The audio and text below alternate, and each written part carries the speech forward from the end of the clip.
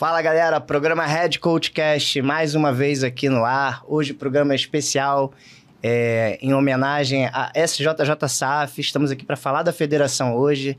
Nosso convidado especial, presidente Kleiber Maia, seja muito bem-vindo. Obrigado, Paulo. É um prazer estar aqui para poder tirar as dúvidas do pessoal em relação ao Circuito 2025, falar um pouquinho da premiação do ranking de 2024.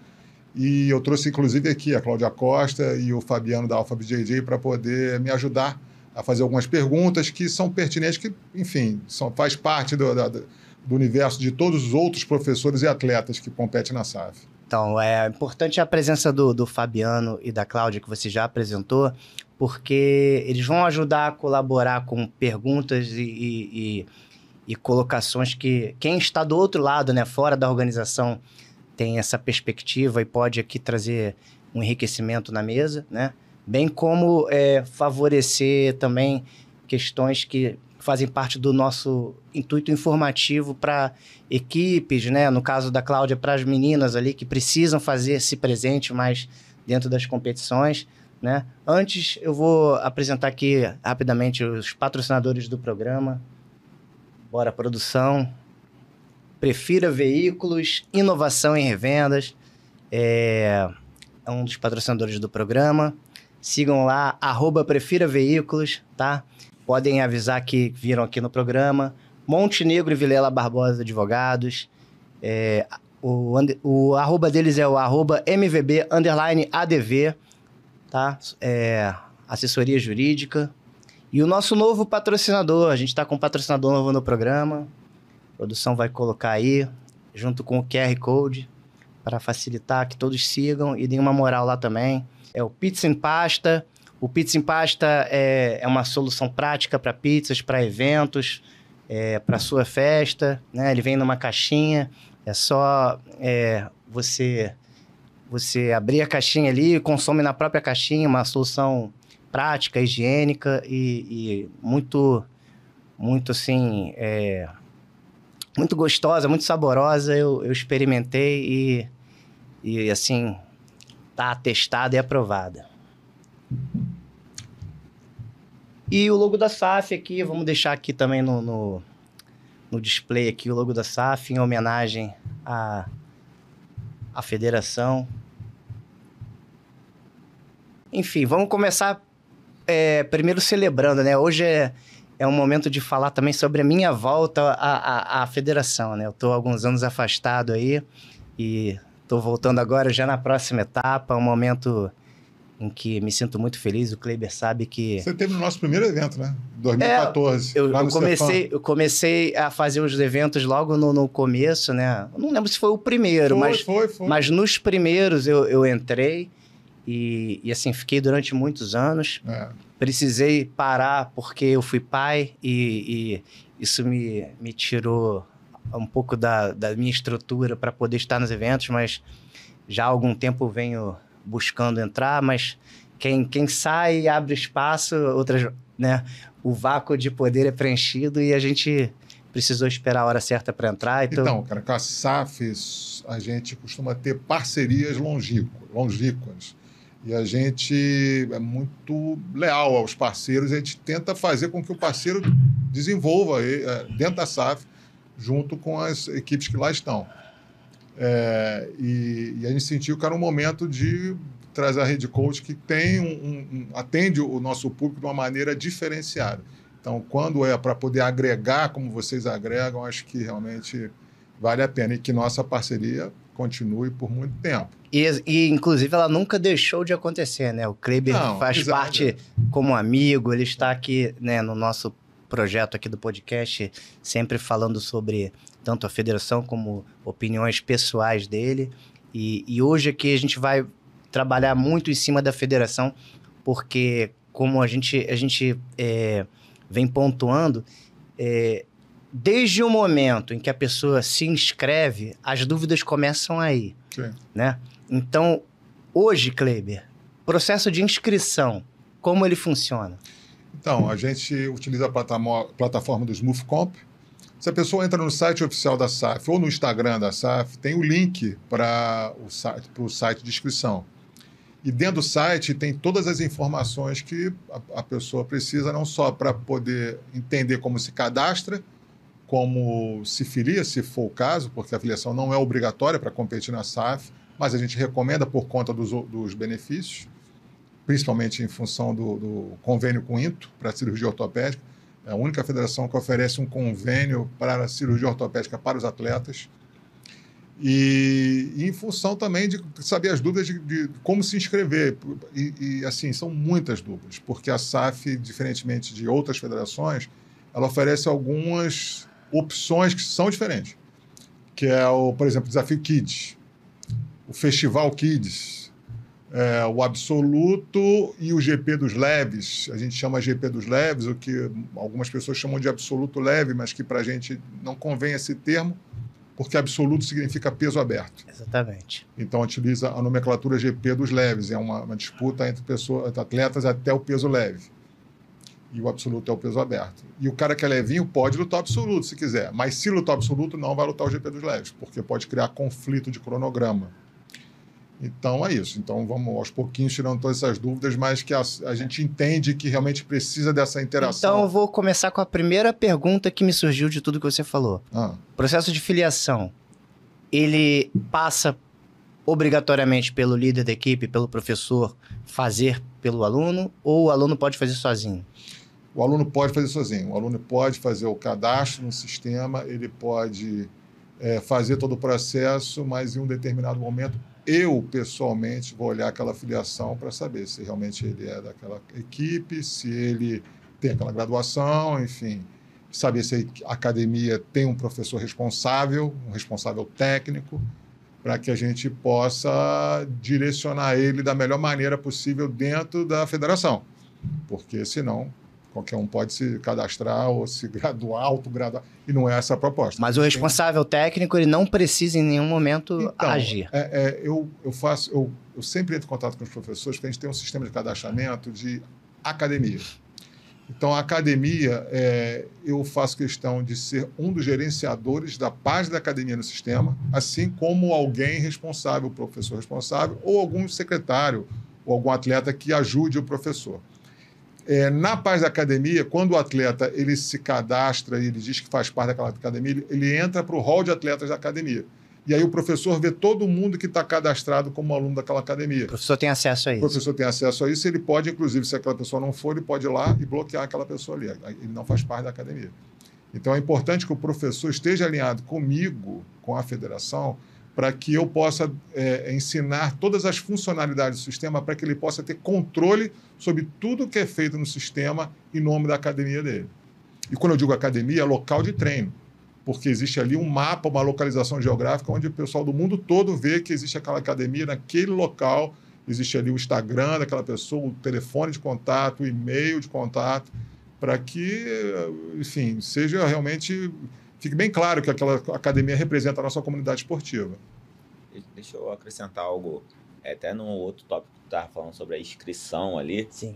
Que é bem válido. Eu, como tenho muitos pais junto comigo lá, que eu tenho muitas crianças, no próprio site da SAF tem vídeos do passo a passo do cadastro, de como se inscrever. Então, um vídeo bem explicativo, não são vídeos longos, mas... vai direto ao ponto, mostrando na tela ali. No próprio site. Que me ajudou muito a lidar com os pais, porque os pais queriam passo o link para eles e eu eles passo o link, conseguem mostro. fazer sozinhos, né? Eles conseguem assistir o passo a passo. Lembrando que eu sou o cara mais acessível do mundo, né? Também. Eu ajudo mesmo, eu gosto de entender quais são as dúvidas, porque essas dúvidas me ajudam a dar um feedback até para o pessoal do sistema, para poder melhorar a forma deles apresentarem, de programarem lá o site deles. É um site estrangeiro, sueco, as mudanças não são tão dinâmicas, mas a gente tenta colaborar da melhor maneira possível. À primeira vista, quando você entra ali no site, parece até um pouco confuso, porque é um site estrangeiro, apesar de estar em português. Esse vídeo ali na SAF ajuda bastante. A primeira vez que eu entrei, acessei o site para me inscrever e tudo mais, eu fiquei meio... calma aí, não sei se eu estou entendendo. Aí depois vi o vídeo, vi ele explicando também, não. Aí depois vai ficando mais natural. Eu tenho agora 2 pontos aqui, um mais sobre a sua fala, que gostaria que você esclarecesse um pouco mais. Você falou que tem o convênio com o INTO, né?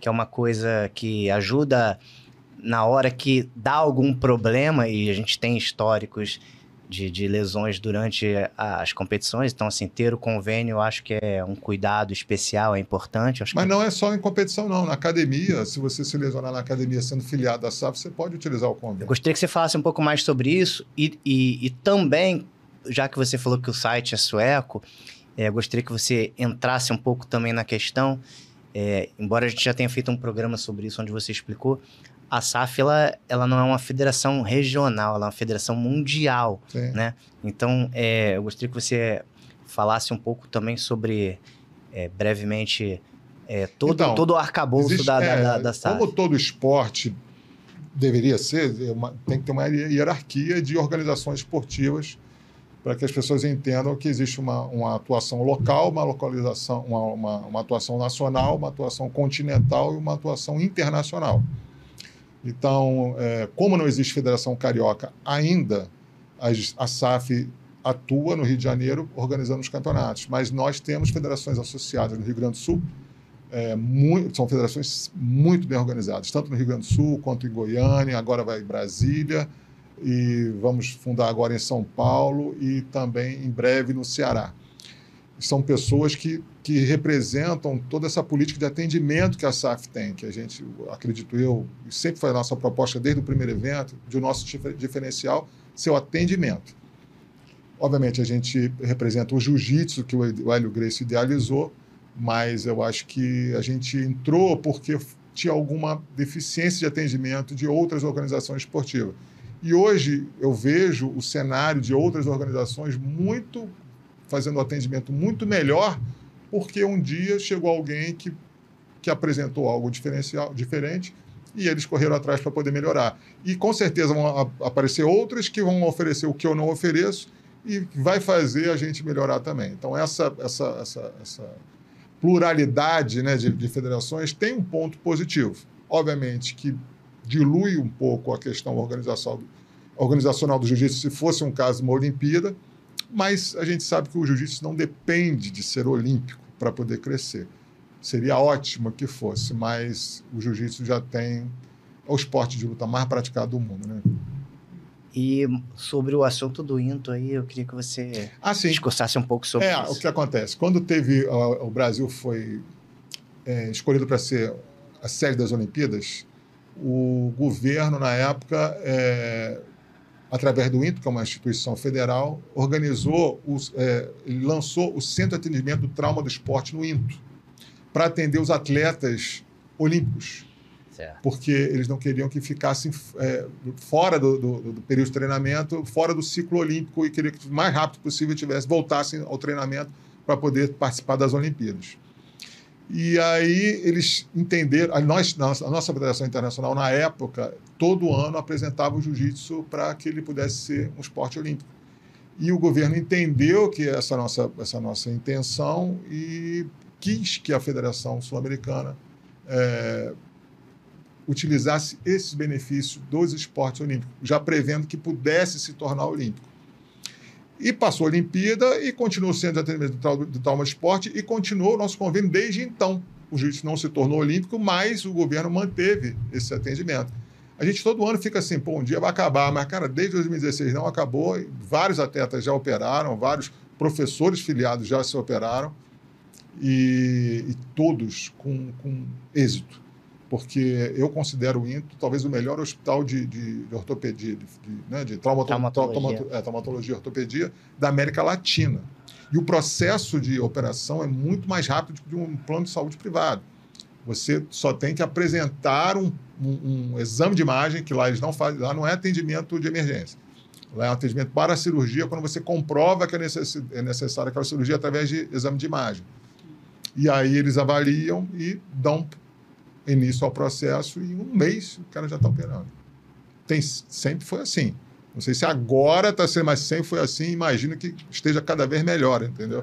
Então, assim, inclusive, quando alguém precisa e vem me perguntar, Clay, como é que eu faço? Cara, eu dou contato de uma mãe de um atleta que operou. Eu falei, olha, fala com ela que ela sabe melhor do que eu, porque ela passou pela essa via crucis e ela falou para mim, Kleber, eu foi tão rápido que eu falei assim, não, peraí, deixa uma segunda opinião. Ela foi na segunda opinião e falou, realmente, precisa operar.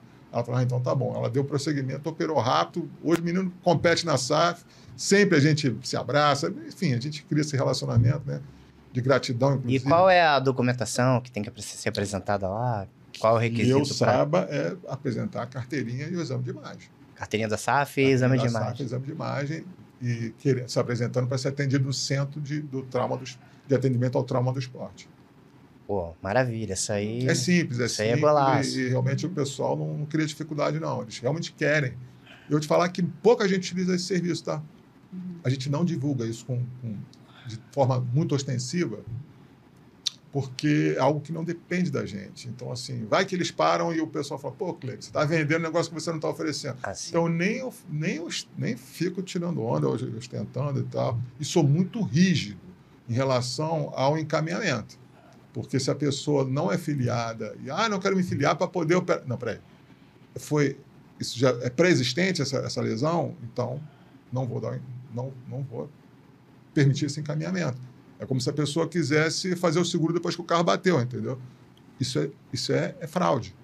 Então, assim, eu sou muito rígido em relação a encaminhar, porque é um serviço, cara. Você está utilizando uma estrutura pública de alguém que confiou na federação para poder prestar esse serviço.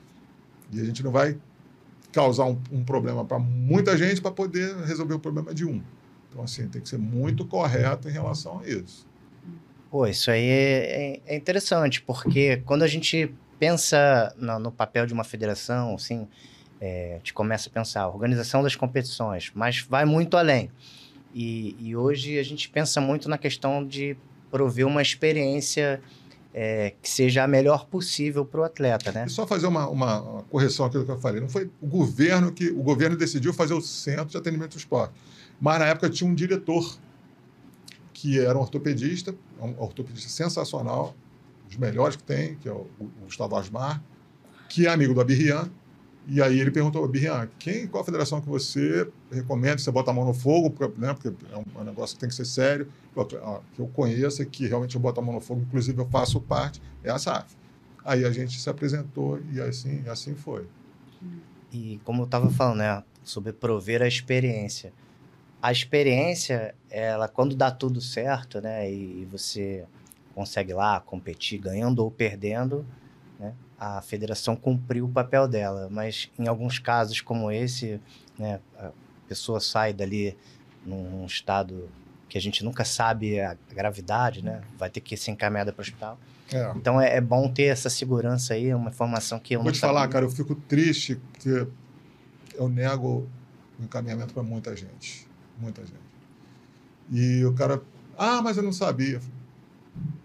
Cara, a gente deixa claro em vários lugares, mas não tem como a gente falar tudo que a gente faz na federação. A gente precisa dessas parcerias, desse podcast e de outros, para poder, dos formadores de opinião, como a Cláudia, por exemplo, para poder falar para as pessoas, tem os benefícios.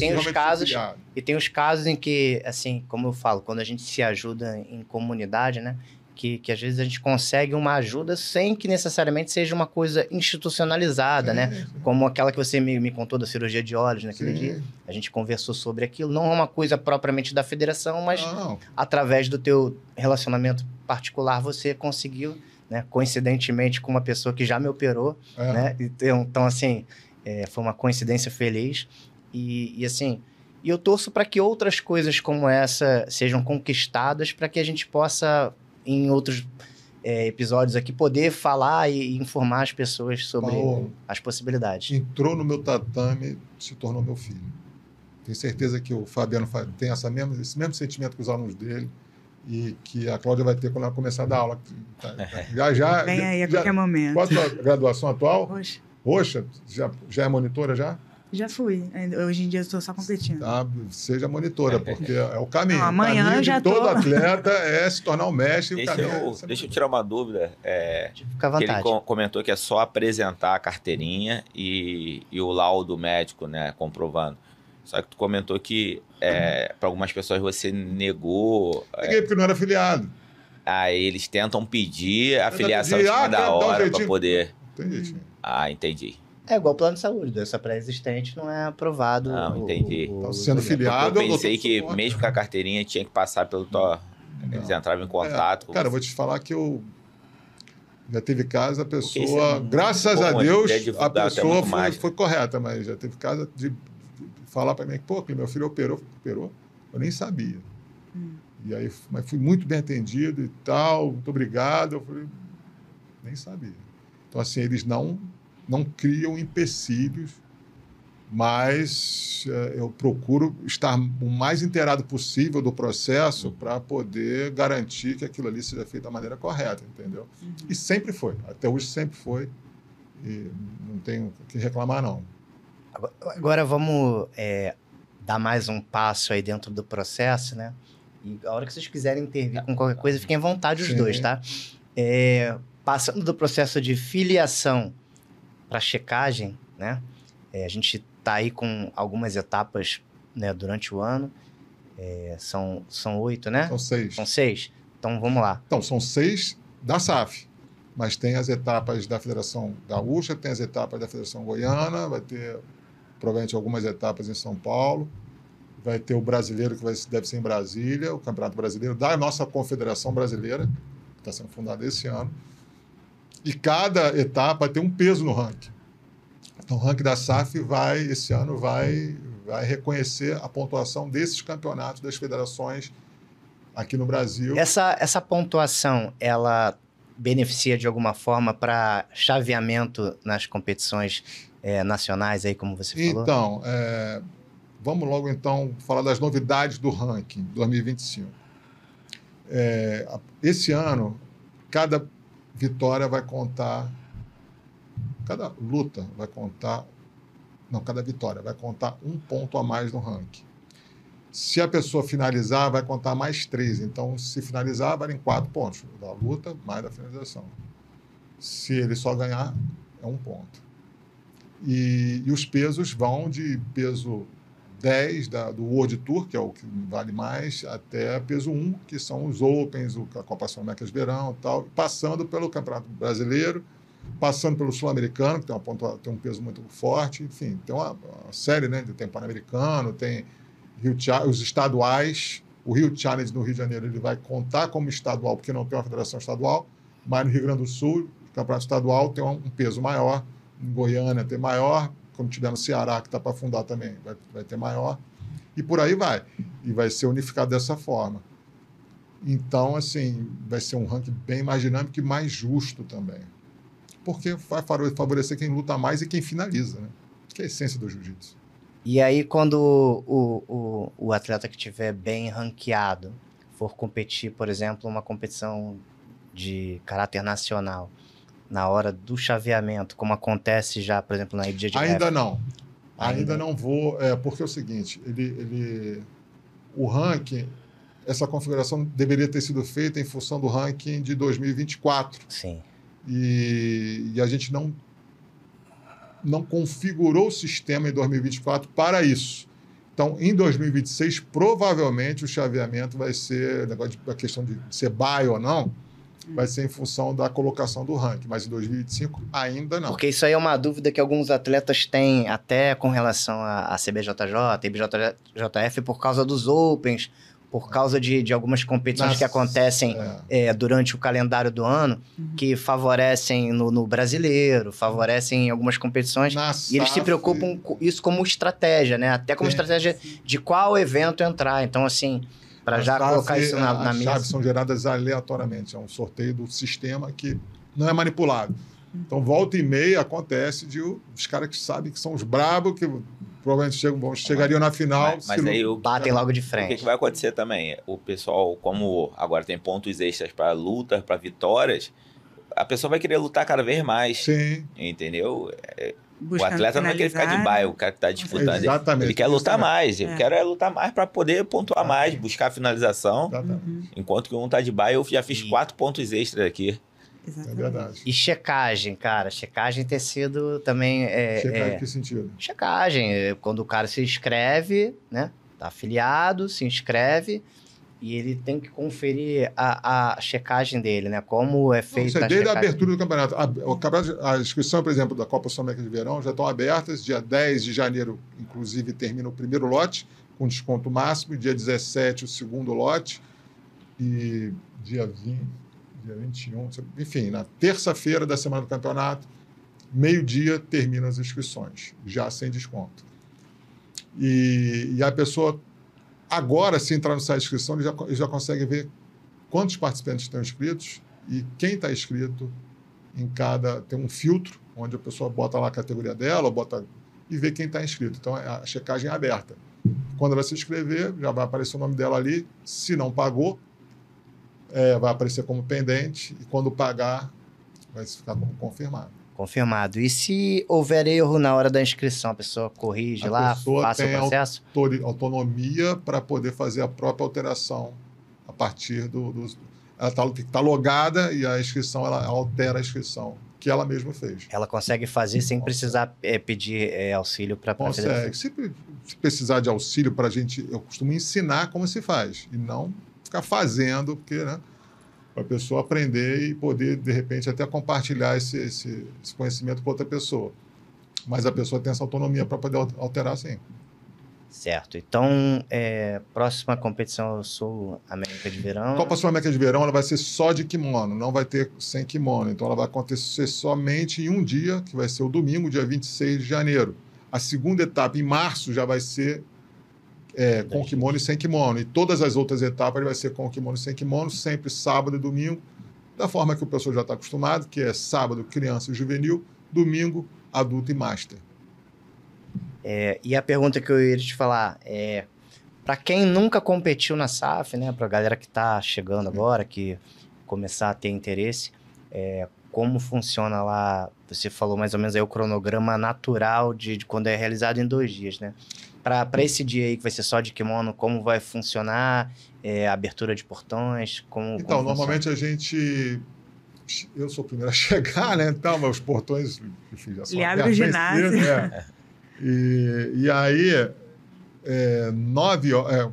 bom, primeiro são as crianças, menorzinhas, né? Kids 1, Kids 2, que é a partir de 4 anos. E aí, logo depois, tem o Festival Kids. E aí, depois, geralmente tem o Desafio Kids. E aí vai as outras categorias de faixa preta, marrom, roxa, azul e termina com faixa branca. Sempre adulto e master, enfim, todas as faixas brancas sejam master, começa com master, depois vai para adulto e aí vai. E os absolutos e GP dos leves são sempre depois que terminam todas as categorias. A gente já tem um cálculo normalmente, então na sexta-feira sai o cronograma luta a luta. Então o atleta ele vai saber com antecedência qual é a previsão da hora da luta dele, mas durante o dia do evento ele vai ter que acompanhar o cronograma no sistema para ele saber que horas que realmente a luta dele vai ser em função das lutas anteriores. Às vezes tem um golden score, né? E aí demora um pouco mais, ou às vezes adianta. Então, por isso, a gente recomenda que o atleta esteja no ginásio com 1 hora de antecedência ao horário que está prevista a luta dele. Porque quando der 6... Lá na área de concentração tem um monitor com as próximas 6 lutas. Quando aparecer o nome dele na 6ª luta, ele tem que entrar para pesar, ele vai parar de concentração, fica na fila, ele vai acompanhando. Quando o nome dele tiver para lutar, ele tem que estar na beira do tatame, porque acabou a luta, o árbitro vai mandar entrar, e se ele não estiver na beira do tatame, pode correr o risco. Agora, outro detalhe importante, né? Você falou sobre a parte da concentração aí. Então, são pequenos detalhes, mas que muitas pessoas ainda não estão habituadas, e outras, às vezes, até estão habituadas, mas por serem competições diferentes, né, a própria localização das coisas não funciona exatamente igual, e as pessoas, às vezes, acabam se perdendo ali um pouco no montante do troço. E assim, apresentação, pesagem, concentração... O site de inscrição tem esse passo a passo, tá? Tem essa orientação de como você deve proceder para não ser desclassificado. Entendeu? Então, assim, é importante que as pessoas vejam o site de inscrição de cabo a rabo. Leio. E pra galera que não lê, Cleide? Ai, A tem galera que não tantas. lê tem que ter um professor que Tem que leia começar. e que ajude, ou então alguém, um líder dentro da equipe, que possa ser um Traga as multiplicador desse informações, conhecimento. né? Porque, assim, em algum momento você vai ter que ser educado. E o ideal é que ele não chegue lá e seria desclassificar. Ah, mas eu não vi que o horário do cronograma... Não dá para dar essa desculpa. Ah, eu não vi que o peso da categoria é essa. Não dá para dar essa desculpa. Deixa eu entendeu? fazer uma Porque pergunta. eu vi recentemente numa outra federação, né, fora do Rio aqui, que a gente também está trabalhando com eles, uma pessoa, ela estava no ginásio, mas ela foi chamada, e mesmo tendo sido chamada, não ouviu, devia estar com fone, alguma coisa do tipo, e não se apresentou na área de concentração e, obviamente, não lutou. Na Então, SAF não precisa nem ser chamado, porque está lá no monitor. Na hora que ele já sabe, mais ou menos, no sistema. Ele está vendo que a luta dele é daqui a 10 minutos. Então, assim, cara, não tem como. O cara tem que acompanhar Depois o sistema. deixa eu fazer uma e na área de pergunta, concentração por tem o nome dele ali. É sempre um questionamento o prazo de espera. Meu adversário não chegou. Quanto tempo o sistema espera para pular essa luta? Porque tem sempre esse questionamento. Não, a minha luta atrasou, já deu WO, eu ainda estava chegando, ou alguns... Pô, fiquei aqui muito tempo esperando, outros não. Qual é o prazo? Hoje, Tem isso? O drama maior tem sido a gente desclassificar porque o cara antecipou o cronograma. Volta e meia, uma luta atrasa um pouco porque as lutas anteriores... Naquela área de luta teve muito Golden Score nas lutas anteriores. Mas não tem sido muito comum isso, mas acontece. Então, assim, teoricamente não tem tempo, prazo para poder desclassificar. Se chegou na hora de estar no tatame e o cara não está ali, teoricamente já era para desclassificar. Só que nossa equipe de staff, que é comandada pelo Tim, tem sido um pouco tolerante. Por quê? Porque o sistema é novo e as pessoas ainda estão entendendo esse processo de que as pessoas às vezes acham que aquele horário que está no cronograma é o horário que eu tenho que me apresentar na de luta, de concentração, mas não é. A hora que ele tem que estar entrando no tatame. Então, assim, as pessoas às vezes ainda não aprenderam. Então, a gente está sendo um pouco tolerante e tentando educar o máximo possível para que logo, muito em breve, a gente comece a ser bem rígido em relação ao cronograma que está no sistema. Entendeu? Ah, mas eu não tenho telefone para acompanhar. Cara, vai ter que ir para a área de concentração, fora da área de concentração e ficar vendo o monitor para ver a hora que aparece teu nome. Entendeu? Já sabendo mais ou menos que uma hora antes você tem que estar por ali. Ah, mas vai ficar cheio de gente? Não costuma ficar, porque o sistema, as pessoas geralmente acompanham e aí só vai para lá quem realmente está na hora. Então, você vê a área de concentração... Vazia não, mas assim, né, com espaço, não fica aquela coisa... Por quê? Porque a pessoa sabe que são os 6 próximos lutadores que estão dentro da área de concentração, daquela área de luta ali, entendeu? Um problema que até, apesar de você ter falado, às vezes a pessoa não tem um telefone para acompanhar, mas eu vejo que às vezes ter o telefone é até o problema, porque ela está no telefone vendo outras coisas, ela está no local, né, da competição, mas ela não está atenta à movimentação, ela está no celular falando... vendo outras coisas e acaba se distraindo desse momento e se atrasa ou não percebe nem que aconteceu. Então, assim, por exemplo, você citou a questão de ter o display lá com o cronograma, mas às vezes as outras competições também têm e mesmo assim a pessoa não observa, ela não presta atenção. Hoje é muito comum as pessoas não prestarem atenção nos detalhes, né? Quando você fala do ser educado, né? A pessoa hoje, para dar certo, ela precisa não apenas ser educada, porque às vezes ela sabe, ela consegue interpretar, ela sabe o que tem que fazer, mas ela acaba se distraindo. Então, mesmo sabendo, ela erra, apesar de saber, né? Então, assim, muita gente ainda precisa de um professor, né, para estar ali puxando a orelha, mas tem gente que vai competir sozinha, né? Naquele momento da competição tá sozinha. A Cláudia pode falar um pouco. Essa questão eu já vi acontecer a pessoa de fone está sendo chamada e está de fone e não está ouvindo. Isso é uma responsabilidade ali do atleta. Eu acredito que o juvenil ou até a criança vai estar com o professor junto, Mas eu acredito também que a partir do juvenil para frente, a pessoa tem que ser responsável pelas próprias lutas, pelas próprias inscrições. Inclusive, as federações costumam chamar mais de uma vez, né? Não faz uma chamada só, não veio, desclassifica. Bastante. Chama 1, 2, 3 vezes, acredito que nessa são 3 vezes, Então, né? são 3 vezes. Então, quando está o 6º nome, se a pessoa começa a não aparecer, já é uma chamada já, entendeu? Porque quando dá o 6º nome, a pessoa tem que estar ali para poder pesar. Uma coisa que eu queria deixar claro para vocês aqui, entre nós, a gente sabe como funciona, a gente sabe o que precisa, mas determinadas coisas aqui que a gente precisa, às vezes, falar aqui hoje, é para que a informação chegue tá em certo, terceiros é isso que mesmo. não... Tem que ter paciência, tá? Não adianta só falar hoje, não. Vou ter que repetir isso 100 vezes. É como você falou agora, a gente está sendo tolerante, está sendo perseverante no formato de educar as pessoas para que dê certo lá na frente. Tem coisas que, assim, a gente... A questão do atendimento.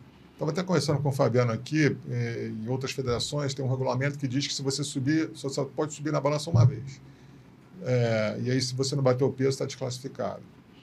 E aí chega o cara distraído, como você fala, chega de sapato, tênis, bobeira, mas sobe na balança, o cara não bateu por 100 gramas, e aí vai ver, o cara está de tênis, está desclassificado. Cara, a gente não tem esse costume na SAF. Se a gente percebe que houve essa... Cara, a gente educa o cara. A gente fala, olha, cara, você tem que, quando for pesar, cara, tira o sapato, cara. Ah, desculpa, perdão. O cara vai tirar o sapato, pesou de novo, bateu o peso. Beleza. A gente não tem prazer em punir as pessoas. A gente realmente tem que ter essa vontade de educar as pessoas. Mas na próxima vez que o cara der esse problema, provavelmente não vai desclassificar, mas vai dar uma chamada com óbvio. Já foi orientado. O cara já tinha me orientado isso. Tem isso. Acontece. Mas faz parte. Todo professor sabe que o processo de ensino no jiu-jitsu é diferente de uma escola. Você acompanha a evolução até você verificar que o cara sabe fazer na prática aquilo que foi ensinado. Não joga matéria e depois vai embora, e se você não fez direto à prova, você está reprovado. Não é assim. A gente tem que acompanhar. E assim se cria um vínculo de educação que é para o resto da vida. Então, quando o professor tem esse vínculo de educação, ele pode mudar de academia, porque ele sempre vai ter aquele professor como um mestre que educou ele, entendeu? E aí a gente passa pela questão. E aí a gente imagina, como professor de jiu-jitsu, que eu quero transferir isso também para os staffs que vão ser professores, que criem vínculos. Não trata o cara como mais um, tal. Cria vínculo, educa o cara e você vai criar vínculo, porque você vai encontrar com esse cara a tua vida toda. A gente é da mesma comunidade, é uma família, cara. Então, assim, vai viajar e vai encontrar com um cara e vai... foi meu staff. Cara, eu lembro de quando eu era garoto e competia, de um dia que eu competi mal, mas, cara, o árbitro foi super carinhoso comigo, que viu que eu me esforcei pra caramba e tal. Cara, aquilo me deu forças para continuar. E eu me lembro dessa situação. Então, assim, o cara, de uma certa forma, criou um vínculo comigo. Entendeu? Então, eu acho que é por aí, cara. E a gente falou da questão da apresentação da pessoa no horário, né? Cumprir o horário. A gente falou sobre a questão da balança, né? Que vencer a balança faz parte da luta também. E tem o outro ponto agora que tem sido bem latente aí, que também tem sido o kimono, a faixa ali, e como tem sido o rigor dentro da SAF com relação a isso. Né? Eu vi em algumas outras federações tem sido bem rigoroso, ao extremo até, né? Coisas... tem um fato de um atleta que eu apoio, ele foi reprovado porque o kimono estava suado. Né? Tá certo. Então, assim... A questão de higiene, isso. O kimono estava suado, ele não tinha um outro kimono, acabou dando a sorte de lutar com o da namorada, que também era apoiada pela gente. Sim. Acabou que gerou uma história engraçada, porque lutou com um kimono nosso, mesmo sem ser o dele. Mas, assim, antigamente a gente era muito preparado para a questão do kimono com a lapela se desfazendo, né? Kimono rasgado. Não, mas sempre teve na regra essa questão de kimono suado não pode. O cara ele pode utilizar recursos assim, de molhar o kimono no banheiro, para poder prejudicar, ou sei lá por quê, entendeu? Então, assim, isso está no livro de regras. Isso aí sempre foi assim, tá, Paulo? Se alguém um dia permitiu o kimono molhado, errou. Tá, errou. Então, assim, a gente costuma ser exigente em relação à qualidade do kimono. Então relação à hoje, costura, tudo mais. assim, o atleta tem que ir com 2 kimonos para competição, ou 3. Né? Se um cara que vai ter várias lutas, ele vai fazer 6 Então, lutas. se ele não quiser correr o risco, eu acho que ele tem que ir. Se ele quiser correr o risco, ele vai com o dele, pronto. E tenta não suar. Não, porque... Está no Rio de É Janeiro. aconselhável. É algo 2 kimonos. bem complicado, porque a primeira luta, a pessoa já chegar suada é uma coisa. E nas outras, aí já não vai ter mais o... Mas esse mesmo foi o rigor. problema. Ele não foi a primeira luta. Ele já iria fazer, sei lá, a final e lutou a final com o kimono suado. Quer dizer, não lutou com o kimono suado, pediu E pro vou te falar, se ele né? não utilizou desodorante na última luta, ele tá fedendo, cara, também, eu vou te falar que, cara, não sei nem se tá numa regra isso, mas ele não deveria nem passar. Vai Cara, passar questão de a ter higiene, proibido. cara. Mas com relação ao rigor, como é que tá? De 0 a 10 aí, qual é o rigor? 10. Até comenta É sobre 10. Tá desfiado? É 10. as bainhas no Regra. kimono. Porque se você... tá um pouquinho desfiado. A outra tá um pouquinho... Cara, se você entrar nessa, você vai Abre criar muita um brecha. problema. Então, assim, você não pode criar uma solução que vai criar um problema depois, entendeu? Então, você tem que... É que nem bafômetro. Acabou. Então, assim... As novas regras de medida de Agora, bainha, reforços, tá seguindo o padrão IBJJF? Não, a gente não... Tá, pior que tá. Pior que tá utilizando. Não tá no nosso livro de regras, mas a gente está seguindo porque... Porque muitos árbitros são os mesmos, né? Porque a gente está utilizando aquela régua. Assim, não... O Teoricamente, alferímetro, né? eu não deveria estar exatamente seguindo... Mas hoje em dia a gente está entendendo que aquele kimono que está muito apertado aqui no cotovelo é uma coisa estranha. Mas o critério de bainha, que não é feito em reforços, casa, o os reforço reforços. que é feito da própria fábrica. De fábrica. Cara, isso tem passado. Isso tem passado. Isso tem Porque, passado, por exemplo, mas não é regra, tá? Nós fizemos eu a tenho, live... eu tenho visto, eu vi atleta que estava com a costura que é difícil, não é padrão, e não passou. Não eu vou te tá? dar um exemplo claro aqui. Fizemos a live lá, eu, Pé de Pano, o Ítalo Vilardo e o Felipe Jerry, né? E nós falamos sobre o assunto. Uma das mudanças é que o reforço da coxa até o joelho, ele ia até o tornozelo e deixou de ir, né? O que, na minha opinião, é uma coisa que até faz com que o produto tenha uma vida útil abreviada, né? Eu preferia como era. Não vejo razão para essa mudança, não tem muita lógica, né? Só que aí o que acontece? Se você seguir o que é a regra da IBJJF, você vai ter que tirar. Se você não segue, você ainda pode permitir, né? E aí, nesse caso específico, por exemplo, né? Eu sei que vários árbitros teus também são os árbitros da IBJJF. Não, a gente não segue o livro de regra da IBJJF, mas a gente utiliza bom senso. Então, assim, a gente percebe que aquilo ali está prejudicando outra pessoa e está no livro da IBJJF, a gente provavelmente vai aderir também. Vai aderir. Então, tem que ter bom senso. A regra, ela existe para ser evoluída, não para ser copiada. Entendeu? Então, assim, a gente, por exemplo, eu tenho uma característica na SAF que é diferente até da nossa federação internacional. Por quê? O nosso contexto é diferente. Criança, eu deixo a criança pesar sem paletó, se ela não bater o peso. Por quê? Porque aqui a gente trabalha com muito projeto social que utiliza kimono liso. E aí não tem sentido eu desclassificar uma criança que está com kimono trançado, permitindo que uma outra que esteja com kimono liso. Sim. Além disso, eu não quero, de hipótese alguma, que as crianças passem por uma restrição alimentar muito severa nessa fase de crescimento, onde na semana do campeonato a criança ganha muito peso. Ou meninas que em fase de transição hormonal também retém muito líquido. Então, assim, a gente tem uma tolerância nessa fase de crescimento. Diferentemente da nossa federação internacional, que é nos Estados Unidos, tem uma outra realidade e tal. Beleza. Então, assim, tem que ter bom senso para poder resolver alguns problemas sem causar problemas para outros. Entendeu? O Fabiano tinha me falado em relação à questão de o cara bateu na balança, por que não muda para a categoria de cima? Porque a chave foi fechada com antecedência, o cronograma foi fechado... o cronograma, né? O cronograma foi fechado com antecedência e se a gente der margem a essas mudanças, o campeonato eu vou resolver o problema de um e causar um problema para trocentos. Entendeu? Então, assim, é por isso que a gente faz dessa forma. E se por acaso, né, como acontece em alguns lugares, não bateu o peso, bota a criança para correr no sol Pô, E terrível. fazer aquela maratona Então, toda cara, ali. eu acho que tem que ter um responsável que seja realmente responsável, assim, e que preserve a saúde, a integridade física do atleta, principalmente criança. Então, existe uma situação na regra da SAF que é o Golden Score. Golden Score é quando tem um empate, a luta começa o Golden Score sem limite de tempo até que alguém faça um ponto, ou seja, punido, porque a punição na SAF vale 1 ponto, para que a luta acabe, ou seja, finalizada. E aí, uma vez, um árbitro veio de outra federação, enfim, um árbitro que não trabalha na SAF, até trabalhou na SAF, e ele, não concordo porque a criança vai passar por um desgaste. Eu falei, não, olha só. A criança tem que ter um responsável próximo.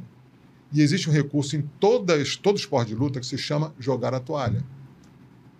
Não precisa ser no Golden Score, pode ser antes do final da luta, se você percebe que a criança está numa condição que ela não suporta mais, pede para parar.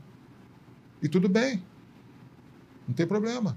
A derrota vai fazer com que ela entenda que ela vai ter que se preparar mais para aquela situação que ela passou por ali. Mas o pessoal fica naquela querendo botar a responsabilidade para a federação numa coisa que é do responsável. Entendeu? Então, assim, a gente tem que preservar a integridade. E durante a luta da SAF, quando tem Golden Score de criança, a gente percebe que a criança está... A gente para a luta, chama o médico, pergunta se a criança quer uma água, porque ela pode se desidratar, pergunta se ela está bem. Se a criança não estiver bem, a gente para a luta, por mais que o responsável fale que não, ela vai ter que lutar assim. Não, a criança não está bem. O médico verificou isso e vão parar a luta. Mas eu quero que ela continue. Não. Entrou no meu tatame, é meu filho. Então, assim, a gente tem que ter esse sentimento, cara, de preservar as pessoas e de ser coerente e ser justo. A gente tem que entender que o esporte... Para que serve o esporte de luta? Serve para a gente poder praticar arte marcial em larga escala, de maneira segura e dinâmica. Por isso a gente cria regras esportivas e uma organização esportiva para que a gente possa praticar arte marcial dessa forma.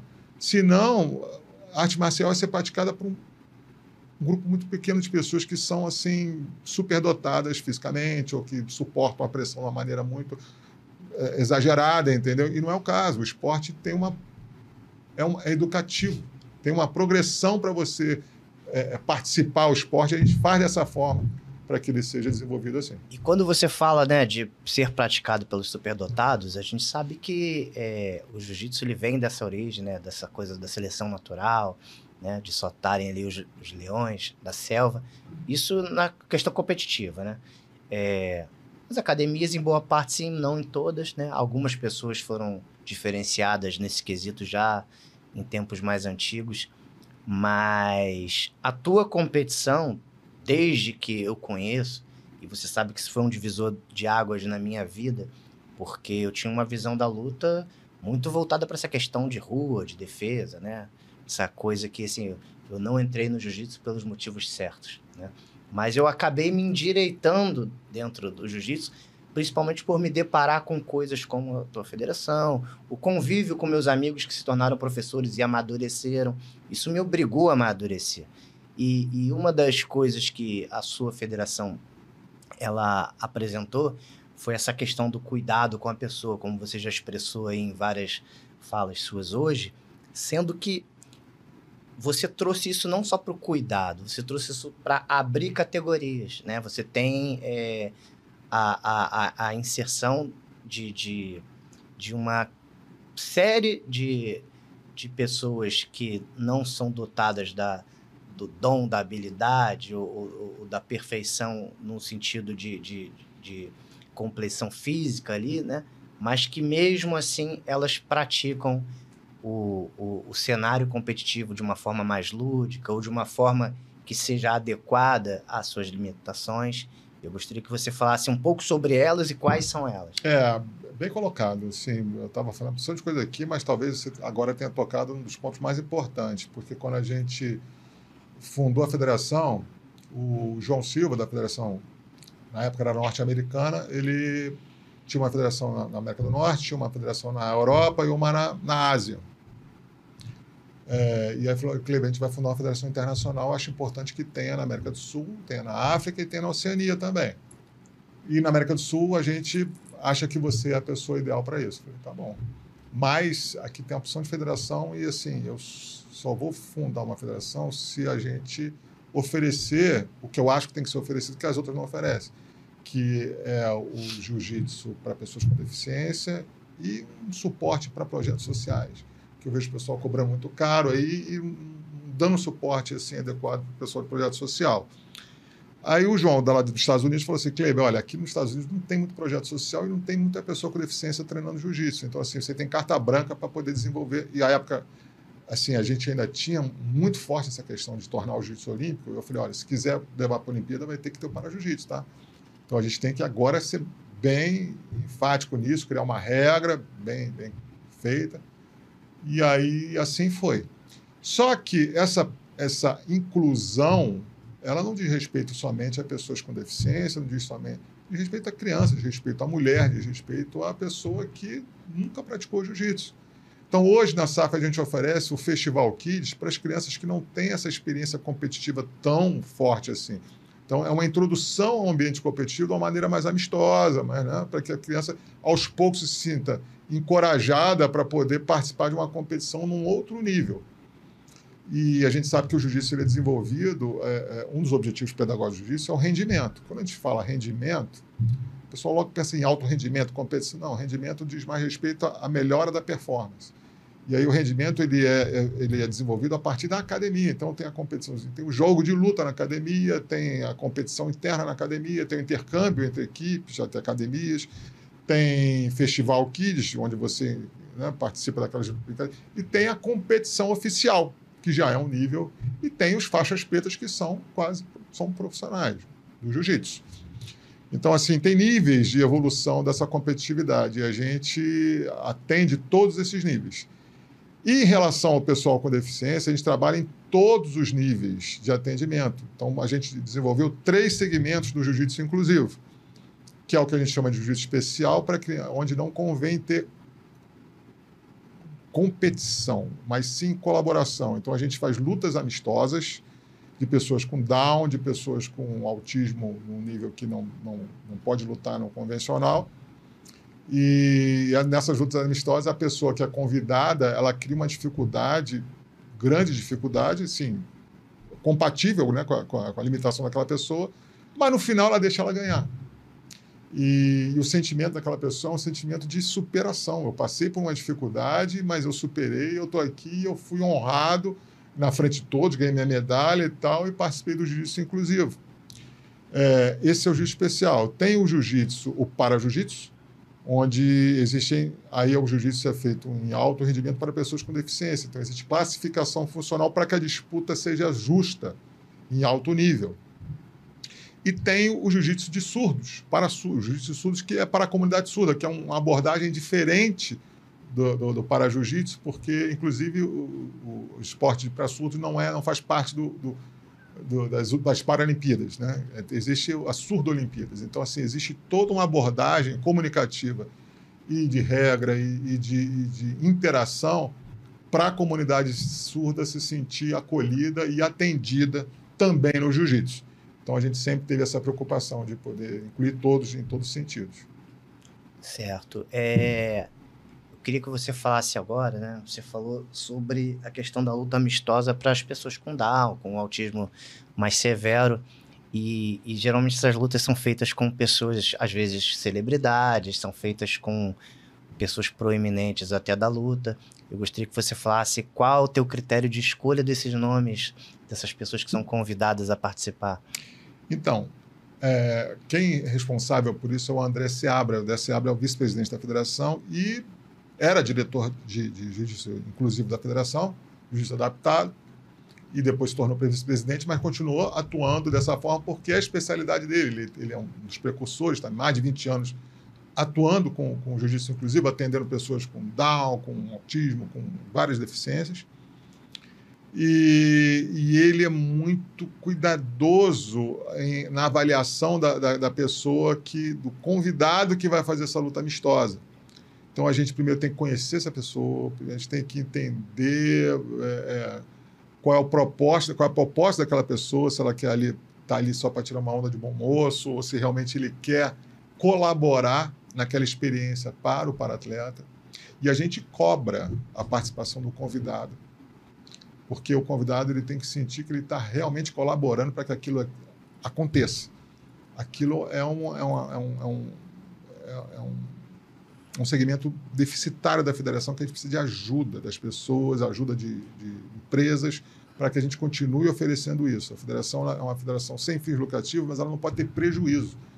Então, alguém tem que pagar. Então, assim, os convidados pagam, quem luta paga para lutar, e no final ganha a medalha dele, no final tem a transmissão ao vivo, tem uma equipe de mídia para poder cobrir a participação deles, mas a gente tem esse cuidado de criar um ambiente, cara, que as pessoas realmente saiam dali, cara, felizes mesmo, porque não só porque participaram da luta, mas porque colaboraram e porque viram que o jiu-jitsu ele transcende essa questão de competição, mas ele tem esse lado terapêutico também. Hoje se fala muito do jiu-jitsu terapêutico, né? Inclusive, um dos meus convidados foi o Zé Roberto Camargo, né? Sim. Que falou com muita propriedade disso. Ele, inclusive, tem no nome da academia dele, né? Jiu-jitsu terapêutico. E a gente já vem fazendo esse tipo de conteúdo já há algum tempo. Você sabe que o professor do meu filho mais novo, né? Estou usando a camisa dele aqui. Tem um podcast muito famoso aí que diz que se recusa a fazer propaganda de onde o filho treina. Eu faço com o maior orgulho. Claro. Meu filho treina na FV Team Kids lá com o Anderson Simões, o tio Deco, né? Que é um cara que você conhece bem. E assim, o Deco, quando ele me conheceu, ele se surpreendeu, porque ele foi conversar comigo sobre fazer uma parceria e ele veio falar sobre a questão do autismo e ele achou que eu ia meio que não dar importância. E ele se surpreendeu porque, na época, eu falei, cara, eu tenho um filho autista, o meu filho mais velho é autista e ele se surpreendeu com o meu conhecimento, ainda que pouco, mas sincero. E desde então nós nos apoiamos muito, né? E teve um lance que você falou aí agora, que foi o lance da competição interna na academia. O meu filho mais novo, que não é autista, mas que treina no Deco, porque ele não se adequou muito bem onde ele começou, que foi no Yacht Club, né? Então, pra gente poupar o tio Manel lá, a gente procurou botar ele no Deco. Ele agora, depois de 3 anos e pouquinho de jiu-jitsu, né? Ele fez a primeira competição dele, que foi dentro do ambiente da academia, né? Foi a competição interna. Ele se saiu bem, a gente tinha essa dúvida de como ele sairia com a galera em volta ali. A gente via que em algumas atividades que a academia propunha, como aulões, o moleque meio que não queria entrar. E não tinha nada de competitivo, era uma aula comum, mas que de repente os pais iam fazer junto com os filhos, entendeu? E nesses momentos ele ficava um pouco acuado. Eu falei, pô, se ele não entra nem numa aula, como é que ele vai para um festival? Ainda que o festival seja de uma forma mais branda, não tenha a competitividade exacerbada ali, eu pensava muito nessa questão do público. E quando você fala na questão do público, você imagina o impacto que isso tem no autista, ou até mesmo numa criança comum, né? Aquela pressão daquela arena lotada. E eu sempre tive essa dúvida, pô, como é que eu vou botar meu filho ali se ele não entra nem numa aula onde está mais cheio? Então, Paula, eu acho importante a gente dar oportunidade para que as coisas aconteçam fora do manual. Então, por exemplo, teoricamente, um autista, grau severo, não deve estar dentro do ginásio, muito barulho, aquela coisa toda e tal, mas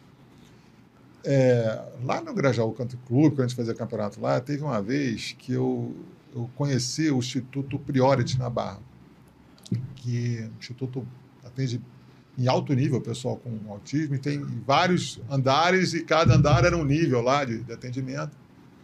E aí eu conheci o presidente, então eu falei assim, cara, vamos fazer uma parceria, porque é importante que as pessoas entendam que quem tem autismo pode praticar jiu-jitsu, mas as pessoas não sabem aonde inscrever o aluno e tal, o filho. Vamos fazer uma aula para autismo breve, rapidinho, dentro do campeonato, numa área de luta, na frente, para todo mundo ver? Vamos. Eu levei a turma do Instituto Priority com o professor. o professor ele fez uma aulinha simulando algumas brincadeiras e tal. Obviamente, os alunos já conheciam ele, então a abordagem foi bem tranquila. Cara, e as pessoas no final aplaudiram. E eles... E uma barulheira, que o Grajaú era uma arena, né, cara? Aquilo ali, né? Ecoava. Fervia, né, cara? E aí uma preocupação foi essa, mas as crianças que costumavam ter problema, elas reagiram super bem, porque de alguma forma elas se viram sendo admiradas. As pessoas chorando, né? Eu olhava para a plateia, o pessoal chorando, e gente que depois veio falar, pô, cara, eu tenho um sobrinho que é igual aquele menino ali, mas eu não sabia que ele... Vou até falar com o pai, mostrou o vídeo, depois o pai... Cara, então assim, a gente teve um relato muito legal, e o presidente do estudo falou assim, Kleber, as crianças adoraram. Cara, na semana seguinte só falava daquilo, só brincava, não sei o quê, não sei... Cara, incrível. Então, assim, a gente saiu um pouco da caixinha e criou uma situação que foi engrandecedora para todo mundo. Então, é muito importante a gente ter essa sensibilidade de perceber as oportunidades que a gente pode dar para as pessoas, por mais que elas não tenham sido assim documentadas cientificamente e tal, mas tem que ter sensibilidade. Não tem um manual de regras. Se você perguntar assim para o André Seabra qual é o método que você utiliza, cara, eu utilizo ele tem um método, mas assim, a verdade é que ele sabe lidar com o ser humano de uma maneira diferente, especial. Mas tem uma coisa que você... Cada um tem uma coisa ainda que mais você... uma pessoa que tem uma limitação intelectual, cara, você tem que trabalhar a emoção. Teve uma coisa que você falou no primeiro programa que a gente fez, que foi justamente sobre a questão do manual de regras ser engessado, e que tem um dia que você precisa dar um estímulo diferente. Tem um dia que você tem que sentir a energia daquele lugar e agir de uma forma diferente do que você estava predisposto a fazer como sequência daquele dia, né? E aí, voltando um pouco no assunto do que eu estava falando. Quando eu comecei a fazer esse programa, eu sempre tive uma ideia de trazer uma coisa mais relativa à educação, né? À formação do indivíduo através do jiu-jitsu como ferramenta. E tive grandes nomes aqui que colaboraram com isso. E tive a minha experiência particular agora com meu filho, que ele tem suas dificuldades também. E ele se comportou bem nessa competição interna. Então eu falei, porra, uma etapa ele já passou. Agora, se ele tiver aqui para uma próxima, que seja o festival, a gente já vai ter uma crença maior. Só que, veja como é que são as coisas. Até o momento em que eu conhecia a SAF, isso nem era muito falado. Não tinha documento, não tinha informação. Então, hoje, uma das questões nossas aqui é poder propagar essa informação para que chegue nos pais, para que chegue em outros professores, para que se capacitem, né? Busquem as informações adequadas. E você vê, né? Você falou que faz um estudo ali para tentar ver se a pessoa que vai participar ali é uma pessoa que não está buscando só se aproveitar, surfar a onda. E eu tentei chamar uma pessoa aqui que até depois veio e fez o programa, mas que na primeira vez que eu chamei, essa pessoa, ela não me conhecia. Ela precisava saber se eu era uma pessoa que estava querendo me aproveitar da causa, entendeu?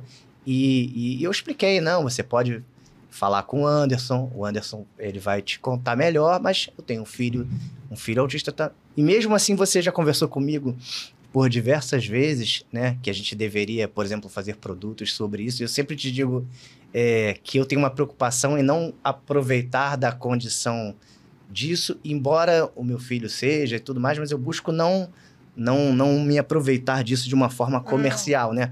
Eu tento fazer isso de uma forma para ajudar mesmo.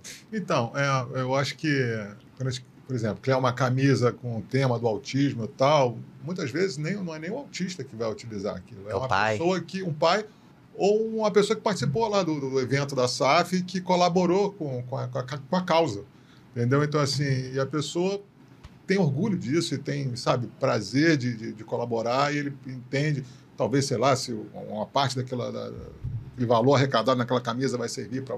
Não sei. As pessoas querem ajudar. De alguma forma, as pessoas querem ajudar. E eu sempre falo, tem que ajudar quem está perto, não é quem está longe, não. Então, assim, se a pessoa está lá no campeonato e está vendo que você é nosso parceiro, e que tem um filho autista, e que participa das atividades... Cara, ele está ajudando quem está perto, não é aquela pessoa que ele nunca vai ver na vida, entendeu? Não está dando aquela doação lá para a África, sei lá para quem, entendeu? Não. É a nossa comunidade esportiva. Então, assim, tenta ver que tem pessoas que estão querendo ajudar e não tem oportunidade. Dá oportunidade para elas ajudarem. É uma coisa que, assim, que eu gosto das ideias vindas de você e das nossas trocas, porque a gente desperta várias coisas que estavam, digamos assim, fora do nosso âmbito de visão, né? A gente começa a pensar um pouco fora da caixa e começa a trazer isso aqui para o nosso plano real, né? Você vê que meu programa começou com esse intuito, né? Meus parceiros, muitos são justamente os que dão aula para criança, meus principais parceiros, né? E eu sou um grande entusiasta disso, né? Bem como de outras questões que às vezes não são necessariamente disso. Por exemplo, a gente está com a Cláudia aqui agora, até agora ela não falou nada, mas agora ela vai ser acionada. Cláudia, as mulheres, embora muitas treinem em alto nível, mas quando a gente fala de competição, muitas, apesar de se queixarem das condições de premiações e outras coisas mais, quando elas têm oportunidade, elas não se inscrevem, né? E você tá na competição, você tá... Generaliza acima. Não, hein, cara? Não, disse muitas, não Não é disse legal todas. generalizar, não. Não disse todas, disse muitas. Algumas. Né? E eu gostaria que você, em nome das mulheres, que você pudesse falar um pouco dessa tua experiência hoje no status que você se encontra hoje, como você vê o cenário ali dessa coisa mais assim, onde você tá presente, né? Não dentro do que você vê no Instagram, aquele universo que está distante, mas do universo que você compõe, que você se faz presente. Como é que você avalia hoje as condições e como você se sente? Ou algo que você acha que, sim, precisa melhorar isso aqui para nós, mulheres, podemos ter mais condições de estarmos sendo bem atendidas na condição de clientes assim, das federações? Então, a mulher, quando começa no jiu-jitsu, ela já é minoria. Não importa a academia que ela comece. Por mais que ela comece numa turma feminina, o que eu acho bem difícil hoje em dia, já começar assim, mas há casos, ela já começa sendo minoria. Então, até ela decidir que ela vai competir, leva um tempo. E aí, quando ela vai competir, ela vê que também na competição tem poucas meninas, o que hoje em dia já melhorou bastante. Eu compito desde 2021 e de 2021 para cá, hoje, 2024 agora, muito mais mulheres do que tinha em 2021. Está aumentando, está crescendo. A passos curtinhos, mas está crescendo. Então, uma coisa que eu faço ali no Instagram é mostrar o real, assim, as dificuldades que a gente enfrenta mesmo, competindo, tentando treinar para competição, vendo se vale a pena ou não, porque muito do que as meninas pensam antes de se inscrever, dentro das diversas federações que tem, vai ter luta? Além de ter luta, quais são as condições que tem? Será que vale a pena? Será que eu estou no nível para competir? E aí, dentro de tudo que a gente conversou hoje, eu acho que a SAF é uma federação boa para uma primeira competição. Até para o feminino. Inclusive, ele tem gratuidade para marrom e preta. 50% de conta. 50%. Chegamos lá. Já é um incentivo a mais. Porque, primeiro, você bota um investimento para ir numa competição. E aí, dentro desses empecilhos, se vai ter luta ou não, se eu vou em que categoria eu vou, todas as dúvidas que tem, já tendo essa condição, já é um incentivo a mais.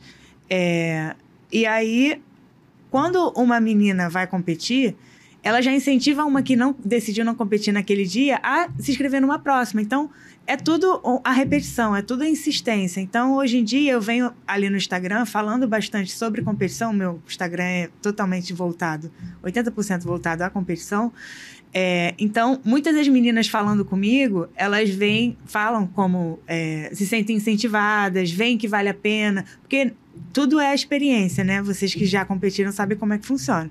Então, tudo é a experiência, você começar a competir, saber que não vai sair dali, ganhando tudo, até para todo mundo, não só para mulheres, né? Então, é a questão de você se testar e começar, né? Começar a competir mesmo.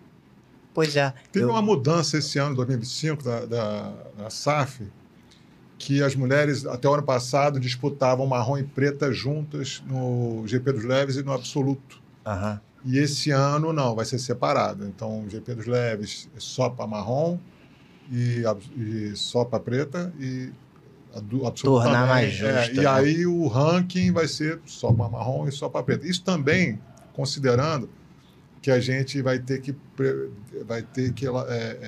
definir uma seleção brasileira para representar o nosso país no Campeonato Mundial de Nações que vai ser em 2026, organizado pela Federação Internacional.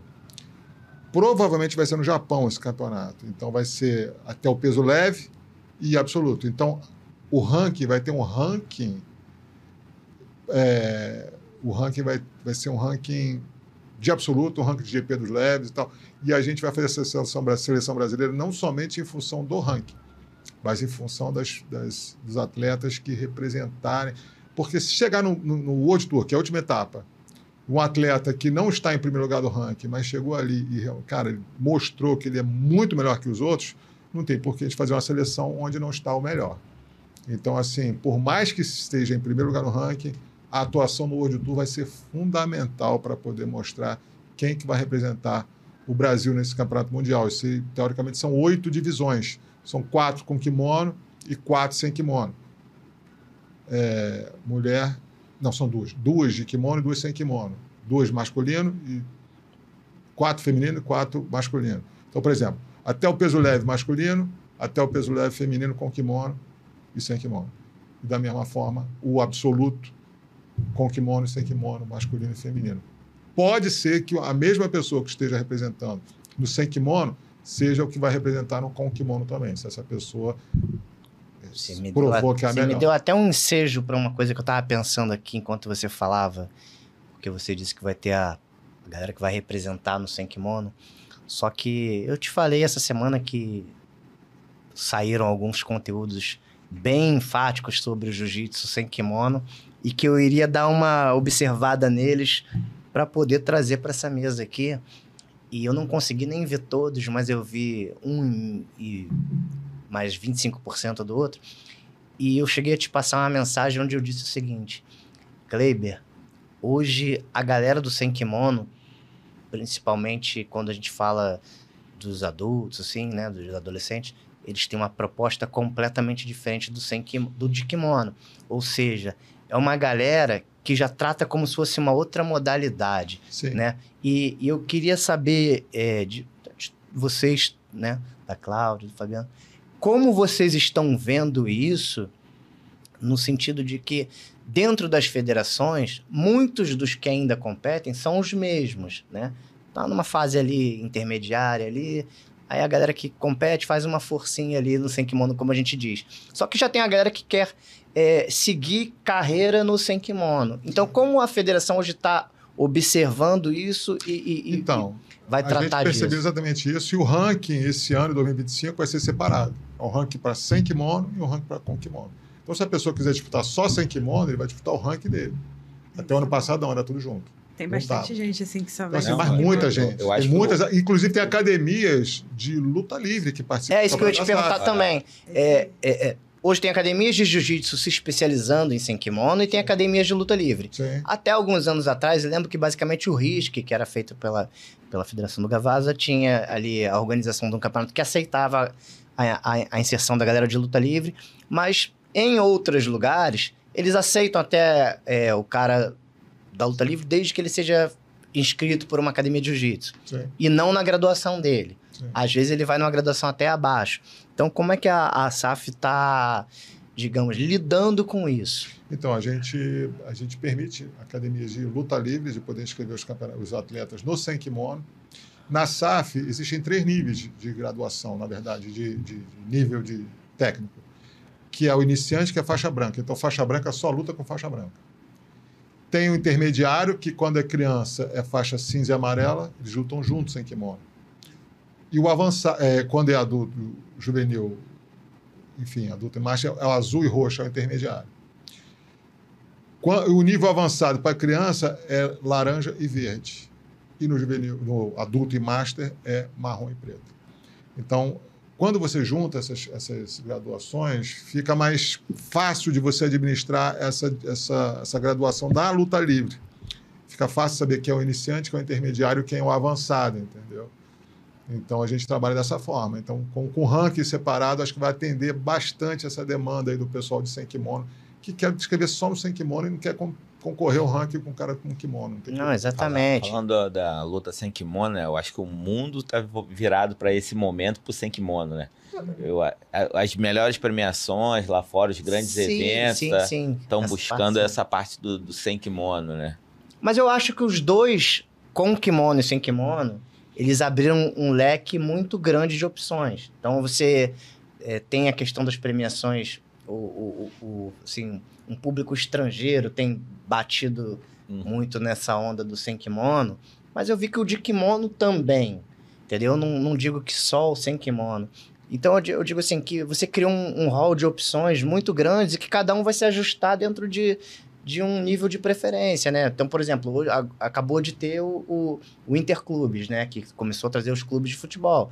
É uma coisa que pode ser muito legal daqui a um tempo, né? Teve o primeiro aí, foi uma experiência positiva.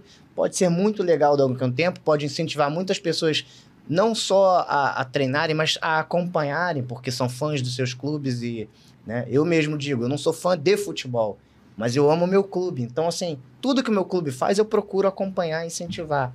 E, pô, quando botou o jiu-jitsu ali, eu falei, pô, maneiro, né? Tem o taekwondo, que é outra arte que eu pratico, pô, e o taekwondo bombou. Sou botafoguense, meu time ganhou o primeiro Interclubes e foi muito bem no taekwondo esse ano. Eu falei, porra, meu clube esse ano foi campeão no futebol, mas foi campeão nas lutas. Eu falei, porra, eu ainda fui mais feliz pelo lance das lutas do que pelo futebol em si. E assim, eu vejo que isso é uma abertura de leque. Por outro lado, você tem eventos de lutas casadas de kimono que estão valorizando muito, mas tem os eventos das federações que são grandes vitrines, permanecem sendo grandes vitrines, não perdem seu valor, né?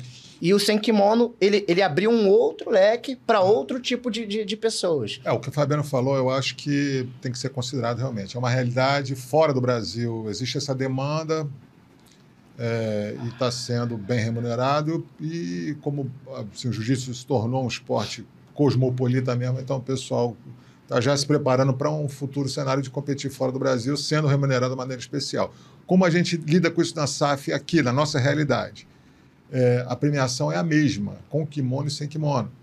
E como percentual de participantes, então, assim, precisa que tenham 8 atletas no sem kimono, no absoluto, para que tenha 100% da premiação. Se tiver 7, é 80%. Se tiver 6, 60%. Se tiver 5, 40%. Se tiver 4, 20%. Se tiver 3 ou menos, ganha gratuidade na próxima etapa. Em vez de premiação em dinheiro. Então, assim, todo mundo tem uma premiação no absoluto. E no sem kimono com kimono é da mesma forma. Então, se tiver bastante atletas, vai ser remunerado da mesma forma que sem kimono.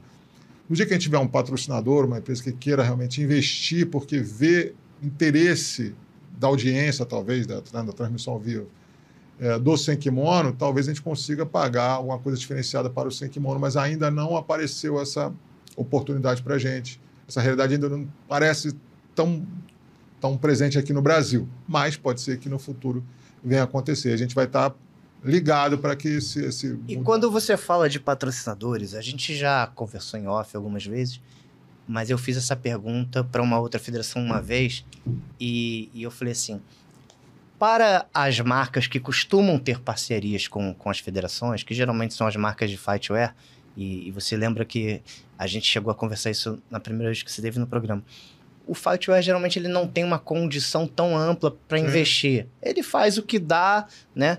É óbvio que umas podem mais do que outras, mas assim, não é o que talvez desse essa condição que você descreveu, esse cenário melhor.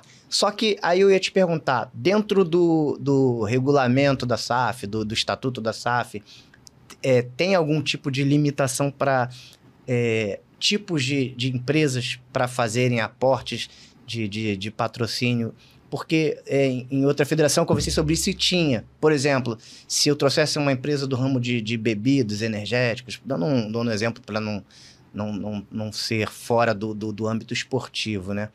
Porque em outras épocas você via que o Hollywood Cigarro patrocinava o jet ski, você lembra da propaganda bem antiga, né? Então, assim, para tentar trazer uma coisa que seja compatível com a atividade, né? Falei um energético, mas pode ser um suplemento. Porque eu acho que talvez um outro tipo de empresa é que teria essa capacidade de melhor ajudar. Sim, outro tipo de empresa e outro tipo de relação. Por exemplo, talvez um projeto incentivado, onde a empresa tivesse algum benefício fiscal. E aí precisa que a federação ela apresente o projeto de uma maneira e faça a sua gestão, né, a sua governança de uma maneira que permita que você consiga incentivar, enquadrar seus projetos numa lei de incentivo fiscal. Então, assim, nossa federação que está surgindo em São Paulo e a Goiana, cara, são especialistas nisso. E eu admito que eu tenho que aprender muito com eles. Eles já vão chegar, a Goiana, inclusive, já está fazendo campeonatos organizadíssimos. Assim, coisa linda, assim, LED, incrível. Uma organização sensacional. Lembrando que eu fui lá no primeiro evento para poder ensinar para eles o passo a passo. E hoje já estão me superando. Já despontaram. Mas isso é legal, porque eu vou aprender com eles agora. Então, e a gente compartilha esse conhecimento. É bom que, assim, você vê que quando a SAF tem um Media Kit e tal, a gente tem projetos aprovados com lei de incentivo fiscal na Secretaria de Esporte do Estado, só que a gente não conseguiu prospectar patrocinadores. São 2 projetos, um para o lado educativo e um para o lado do jiu-jitsu do inclusivo. Infelizmente, não conseguimos patrocinadores. Então, assim, a gente se enquadrou e não conseguiu vender. Então, uma coisa é você se propor a procurar, a fazer uma governança para esse objetivo. Sim. Outra coisa é você conseguir. E outra coisa é você conseguir vender. Então, a gente fez tudo, só não conseguiu vender. Então, então, assim, se a federação está aberta, alguém estiver vendo aí, quiser fazer contato, tem a possibilidade, a abertura, né? Porque tem outras... E você perguntou sobre restrição. Cara, eu acho que tem. Não tem. No Estatuto da SAF não tem isso. Mas tem que ter bom senso. A gente tem o Código SAF.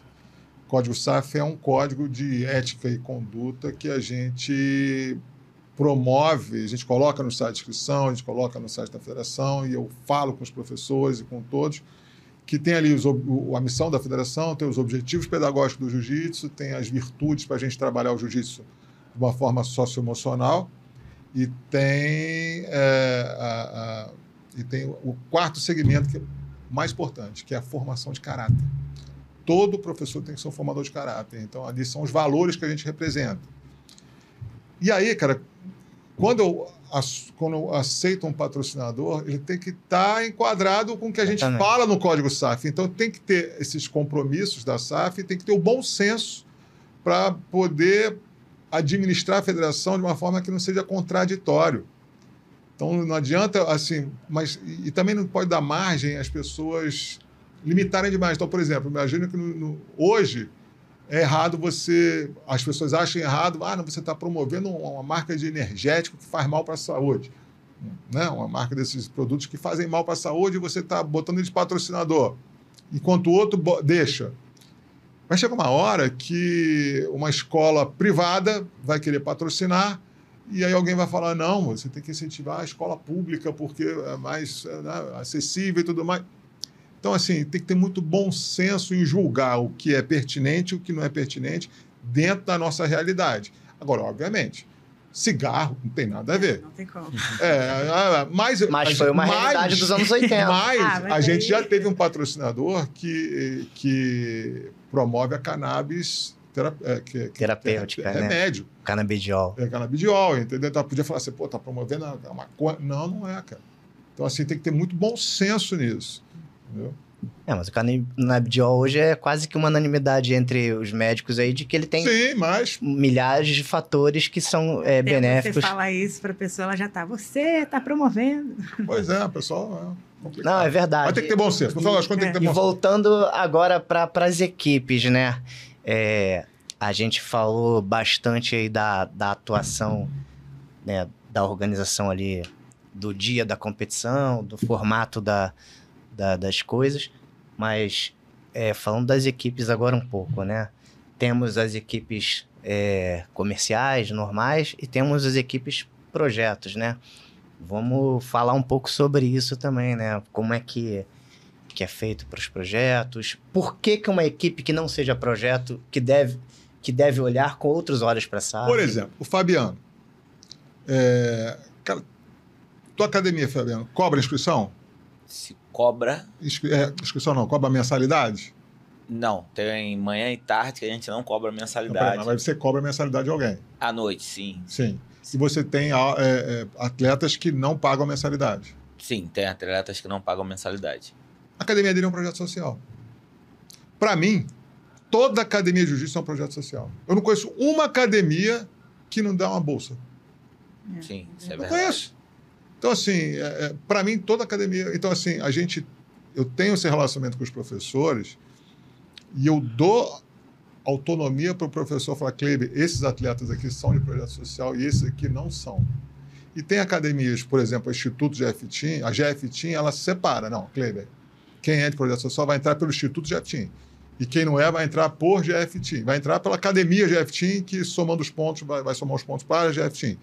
Então, assim, mas a gente dá essa abertura para que o professor possa inscrever atletas que não têm condição de pagar o mesmo valor ou que possa ajudar o atleta que paga, ajudar o cara que não paga a competir também, entendeu? Com certeza. Hoje eu consigo colocar uma grande quantidade de atletas porque eu tenho esses benefícios que a federação dá. Não tenha dúvida. Você equaliza ali dentro da flexibilidade. Mas se eu falar, não, tem que ser projeto todo mundo, ninguém pode pagar, cara, não é isso. Não existe. A gente sabe que assim, tem que ser cobrado. Projeto social, inclusive, alguém tem que pagar. Se não é o atleta, alguém tem que pagar. A estrutura não é de graça, não né? pode trabalhar de graça. Como? Não paga, o cara é profissional. A estrutura não é de graça. Ô, Fabiano, e por que uma equipe deve escolher a SAF, na tua opinião? Assim, a gente já falou um pouquinho de cada coisa, mas tem algumas coisas que eu gosto da SAF. No sentido de o ponto, vantagem, não tem vantagem. Eu gosto disso, né? Eu gosto da regra, eu gosto não deixar na mão de um único juiz para decidir quem vai ganhar a luta. A gente coloca ali mais tempo para poder até decidir quem fez o primeiro ponto ou tomou a primeira posição, como nós falamos aqui. Eu gosto dessa regra. Eu gosto, para mim, que a gente estava comentando aqui sobre... na principal das academias não tem muitas meninas. Na minha lá tem um diferencial que... Na área de adolescente, a maioria são meninas. Eu até entendo isso porque o meu carro-chefe lá, as meninas, a minha testa está diferente lá das competições, são as meninas. Então lá é um pouco diferente, tem muitas meninas. Né? E acaba chamando. E o que eu gosto muito na SAF? Divide a premiação. A gente já participou de outras federações aqui que no final junta tudo. Então, como eu tenho muitos adolescentes e crianças lá, quando ela faz a premiação separada para esse grupo, eu consigo valorizar os meus atletas. Eles conseguem chegar lá no topo do pódio. O que já aconteceu em outras federações? A gente está indo muito bem quando os adultos não competiram tanto assim, não foram competir ou não foram tão bem assim. O nível da academia ia lá para baixo, pessoal. Poxa, mas as crianças foram tão bem, só que os adultos não foram. Então, como generalizava tudo, acabava não ficando em uma boa colocação. Quando eu encontrei a SAF, eu comecei a levar as crianças para competirem. E de cara a gente começou a ficar no pódio, ficar lá em cima. Nós fomos subindo, né, os degraus ali. O pessoal falou assim, cara, ali as crianças são tops, cara. Então eu falei assim, poxa, a visibilidade SAF, eu acho que é enorme.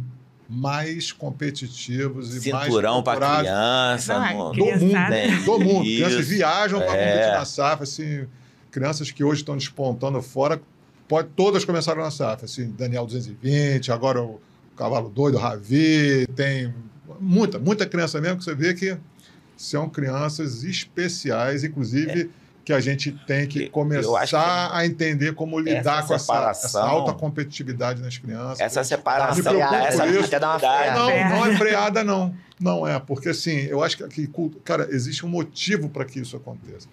Existe uma cultura no jiu-jitsu e cultura você não briga contra a cultura. Você tem que entender o porquê que está acontecendo isso e tentar... equalizar. Tentar fazer com que o jiu-jitsu ele cresça em função dessa realidade. Então, talvez valha a pena a gente, como na SAF já tem o Desafio Kids, hoje tem em 2025 é o ranking do Desafio Kids. Se a criança quiser lutar só o Desafio Kids e participar do ranking do Desafio Kids, ele pode ser campeão do ranking do Desafio Kids. E sobre esses garotos... Então assim, são crianças que são super competitivas e que talvez não seja nem conveniente que lute na categoria, porque vai espantar os outros. Só superlutas, né? Só superlutas. Criar superlutas super luta para mim, eu acho um problema. Lutas espetáculos. Porque assim, eu vou escolher...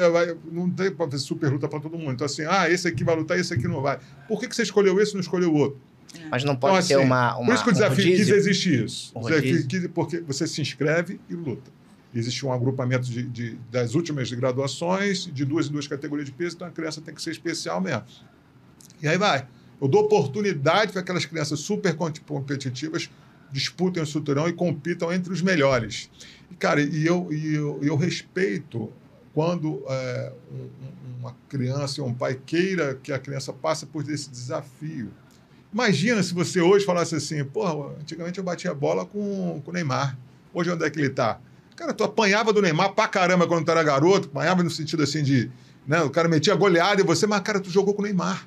Sim. Então, assim, uma criança hoje treinar, lutar, competir na SAF contra um Ravi, contra um Daniel 220, cara, tá certo que esses moleques vão ser os campeões intergalácticos, os moleques são fora da curva.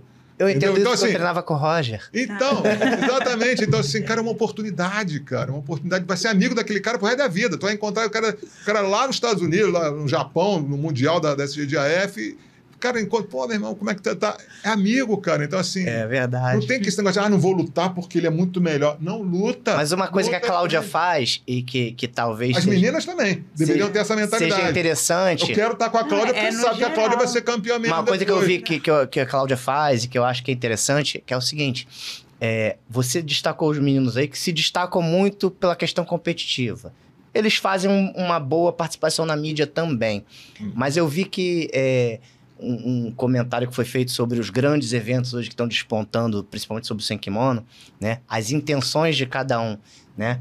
O cara falou que, assim, uma das coisas importantes é que um evento quer criar personagens, quer exaltar a personalidade, tudo que envolve o não âmbito do tatame, né? O âmbito da pessoa, as falas, os posicionamentos e tal. O outro evento quer se caracterizar mais pela história que levou a pessoa até aquele local, né? A jornada dela, as dificuldades, né? Todas as coisas que nós sabemos que pais passam junto com seus filhos, né? Porque não é só chegar lá e lutar, né? Tem todo um trâmite, a vaquinha, né? A rifa, toda uma coisa. E essa é uma das dificuldades que a gente tem quando, por exemplo, agora a gente fala... A federação vai começar a ter os eventos em ambiente nacional. Você falou que vai ter condições de facilitação para essa galera. Você vai poder falar um pouco disso agora, inclusive. Mas eu acho que seria interessante, quando a gente fala de educar, também mostrar para que todos façam mais ou menos como a Cláudia faz, que é falar um pouco da experiência, de como contar essa história... aos poucos, né? E motive os demais. Eu acho que desde criança talvez seja importante dar o bom exemplo, né? Não ficar só fazendo ali aquela coisa do espetáculo, cara, a gente sempre teve isso na SAF. Antigamente a gente fazia isso com a Flashport, que estava muito bem com as crianças. Depois a Flashport parou de atuar e a gente está dando continuidade com o Dave Coutinho, que é o cara que toca nosso conteúdo, né, da federação. E ele interage muito bem com os pais, com os professores, com as crianças.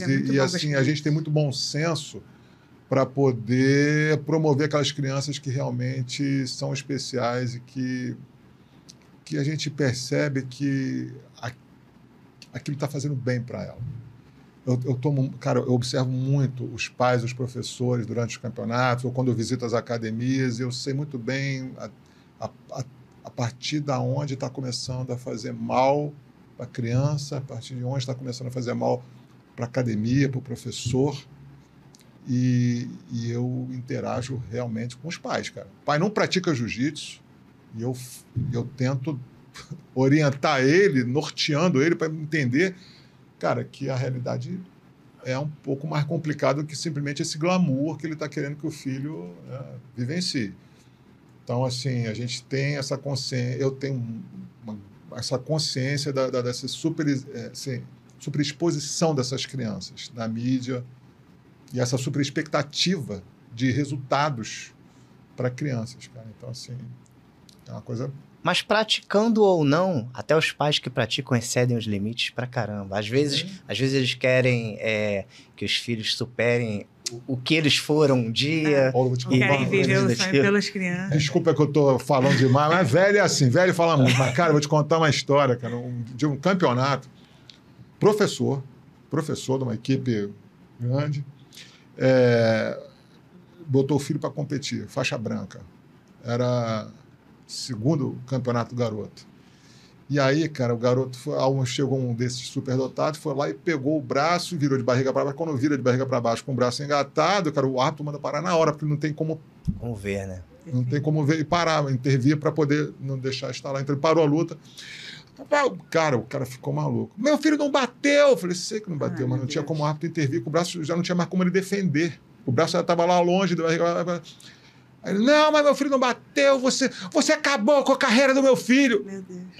O cara é professor, o garoto era faixa branca, segundo campeonato. Daí eu falei assim, vem cá, você foi campeão no teu primeiro campeonato? Ele, não fui. Isso acabou com a tua carreira? Não. Então por que tu tá falando isso pro teu filho? Tu quer... Você vai... realmente, desculpa, não sei o que. Eu falei, cara, calma. Tenta entender que esse é o nosso critério. A gente preserva a integridade física das crianças aqui. Aqui não é vitória a qualquer custo, não. Entendeu? Então, assim, aqui é diferente. Se você quiser inscrever teu filho em outro campeonato que quer que pegue até estar lá, beleza, mas aqui não, cara. Então, assim, entenda que aqui teu filho vai perder todas as lutas se ele deixar pegar o armlock e deixar o adversário virar de cabeça para baixo. Então, treina o teu filho para não deixar o garoto virar de barriga para baixo, cara. E se defender até o ponto que a gente entenda que ele tá seguro. Tá. Então, assim, não é só pai, não, é professor também que tem Eu queria fazer a última pergunta para você antes da gente fazer as considerações finais e terminar, que é, você falou que agora vão ter essas competições em outros estados e que teriam condições muito favoráveis para que a galera consiga ir com certa comodidade, assim, dentro de uma razoabilidade. Eu gostaria que você falasse um pouco sobre isso. Comodidade eu não entendi, mas assim, tem que... Não agora... passando tanto perrengue como não, cara, os campeonatos são organizadíssimos. O pessoal são cronograma, o pessoal organizadíssimo, tanto no Sul, no Rio Grande do Sul, com o André Cristófoli. Inclusive, pode falar comigo, eu apresento o presidente lá, todo mundo interage assim como eu. Em Goiânia também, nossa, o atendimento lá é sensacional. Agora em São Paulo, o pessoal também vai trabalhar. Já fizemos o Campeonato de São Paulo, vamos voltar a fazer agora com a federação que está sendo fundada. O Campeonato Brasileiro, que vai ser Cara, as pessoas vão poder viajar, conseguir os seus pontos por ranking e ter essa experiência, né, cara, de conhecer gente de outros estados. Cara, o jiu-jitsu é isso, cara. O jiu-jitsu não está restrito somente a Rio de Janeiro. É cidadão do mundo. Se quiser participar do campeonato na África, o African Open, cara, no começo no primeiro semestre. São mais de 1.000 atletas da Ilha Maurício, é um paraíso da ilha do Oceano Índico. São mais de 1.000 atletas de vários países, é incrível, cara. Um dia eu vi um vídeo de lá, passando a live de manhã, eu vi lotado. Nova Zelândia, são 8 eventos com mais de 1.000 atletas por ano. Assim, o mesmo Smooth Comp trabalha com o mesmo sistema que a gente também, na África também está trabalhando. Então, assim, a Europa, tem Portugal, nos Estados Unidos. Então, a gente tem campeonatos... Índia, tem o India Open também, que está arrebentando. China...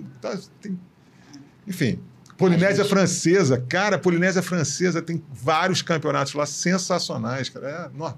E eu não fui ainda porque, né, tô juntando meu dinheirinho para poder, assim como, né, todo mundo, eu sou filho de Deus. Esse ano a gente vai... Esse ano eu vou no Japão.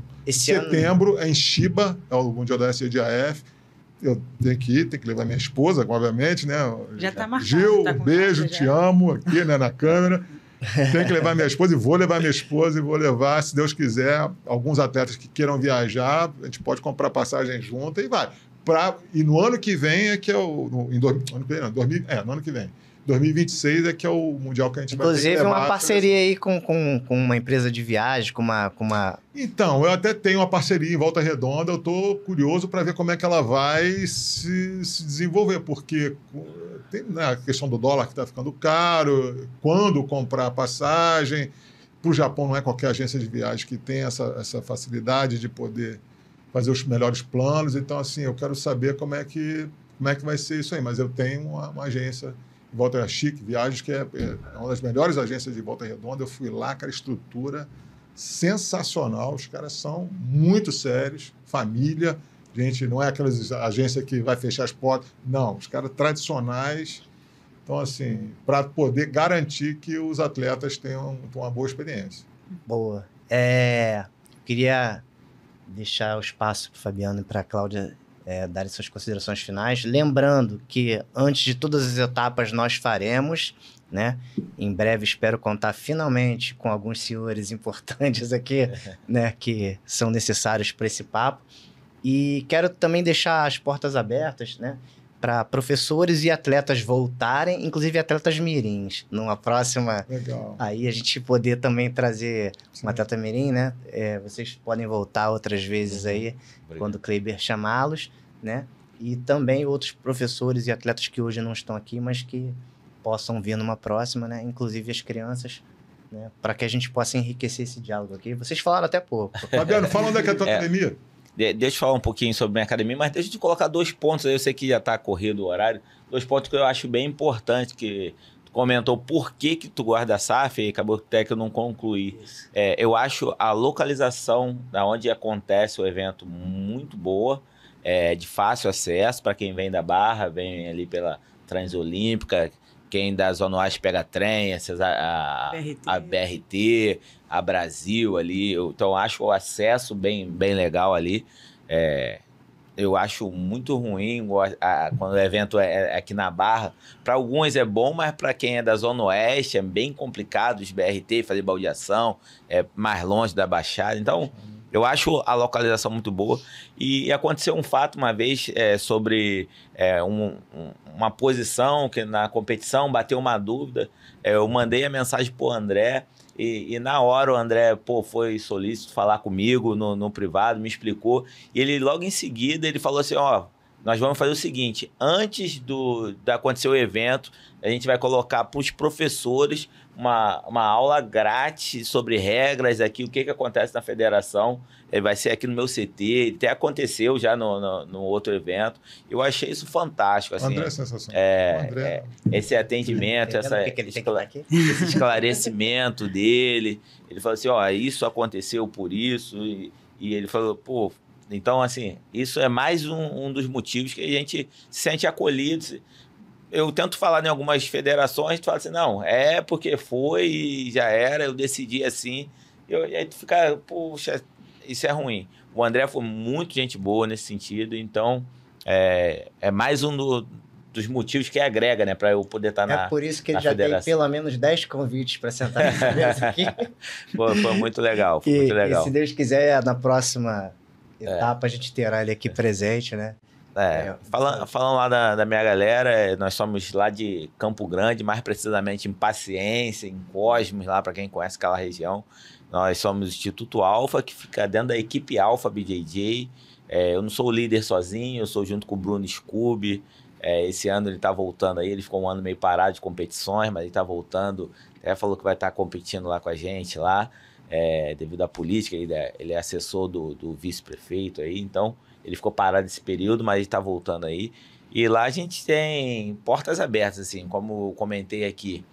Manhã e tarde é lotado de atletas lá, projeto social que a gente começou num espacinho bem pequeno, era uma barbearia, hoje é uma barbearia, o espaço que a gente começou, de tatame, 3 tatamezinhos para um lado, hoje a gente tem eu tenho outros polos já espalhados, juntando todos os polos, a gente tem mais de 300 alunos, então assim, tomou uma proporção que nem eu esperava tanto, mas o próprio resultado dos atletas ali, claro, temos méritos em dar aula, isso é normal, acontece, mas o mérito principal é dos atletas lá, que vêm ganhando, se dedicando, se deixar eles querem estar treinando manhã, tarde, noite lá, nós não paramos agora, nós entendemos que quando a gente para no final do ano, até voltar ao ritmo, é ruim pro atleta. Então a gente já tem que... uma pausinha no final da Não, ninguém parou. Isso é mesmo. Pô, gente, campeonato dia 26, pode não. Não, a gente vai ter já vai ter atletas competindo aí, né? essas semanas que vem, no dia 26, a gente está em peso lá. Então, a gente não podia parar. Natal e Réveillon... É igual aquele filme Quebrando Regras. Tem um ditado que diz, o nome da academia. Que ela nunca para. Não, tem um ditado que diz que enquanto uns descansam, nós treinamos, né? Ou enquanto eu descanso, outros estão. Treine enquanto eles dormem. Então é isso. E o convite fica feito. Show, parabéns. Lá. Obrigado. Te aguardo aí para uma próxima em breve. Cláudia, considerações finais. Agradecer o convite.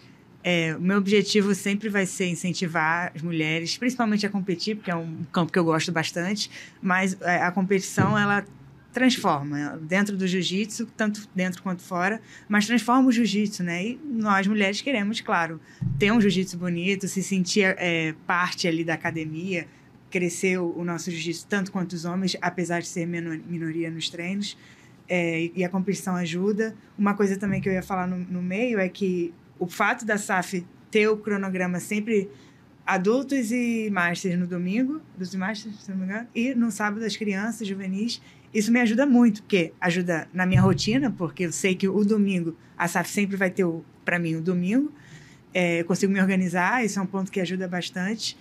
E, enfim, trazer mais mulheres, vou estar sempre ali na SAF, espero que as mulheres venham competir, tragam outras mulheres e que esse ano as meninas cresçam de número na SAF. Estarei sempre lá aguardando mais mulheres para competir. Vamos trabalhar por isso. Cláudia, conta só uma historinha que tenha sido curiosa, engraçada, que tenha acontecido na SAF. Sabe de alguma? Tem a última. Qual foi? A SAF está sendo boa para mim, para eu conseguir treinar as coisas que eu não sou tão boa no geral, né? Porque é um campeonato que eu chego e falo, não, agora eu vou me testar nisso aqui, porque aí vai dar certo isso aqui. Aí na última competição, eu tô tentando virar guardeira, full guardeira, né? Eu sou grande, eu sou passadora, mas agora vem aí a guardeira. E aí na última competição, eu tava falando com o meu professor, eu falei, não, hoje eu vou fazer só guarda, vai ser guarda. Aí me para o Kleber na beira do tatame, aí eu, puta, não acredito, vai ficar vendo minha luta, não. Não fiz uma guarda, só passei. Ele lá na beira do tatame, eu não acredito, vai ficar vendo minha luta. Não fique vendo minha luta, não. Só fiz guarda, ganhei, fui campeã, sem guarda nenhuma, tá vendo? Na próxima, não fique vendo, que eu vou fazer guarda. Eu viro de costas. Só dá uma olhadinha. Fica me olhando, fica, ai meu Deus, não fique olhando, não. A próxima vez eu peço pra ele sair do Peço pra ele dar uma voltinha, por favor. Vai ser assim. Gente, obrigado, tá? Produção, vamos passar só os patrocinadores aqui para agradecê-los. E, cara, gostaria de falar para vocês assim que a conversa aqui ela é extensa mesmo, porque são vários pequenos nichos de tópicos que a gente precisa passar, mas que, cara, assim, a gente vai resolver isso em vários episódios, não será em um só. Claro. Vamos lá, então, falar da nossa galera aí, ó. A logo da SAF que faltou antes. Né? No PowerPoint. Ela tá aqui, presente. Estamos de volta. Dia 26, o primeiro. Prefira Veículos, inovação e revendas. Sigam lá no Instagram, @prefiraveículos. Pizza em Pasta. Pizzaria especializada aí para pequenos eventos, para atendimento aí de festas. Né? Vale a pena seguir lá e conhecer, é muito saborosa.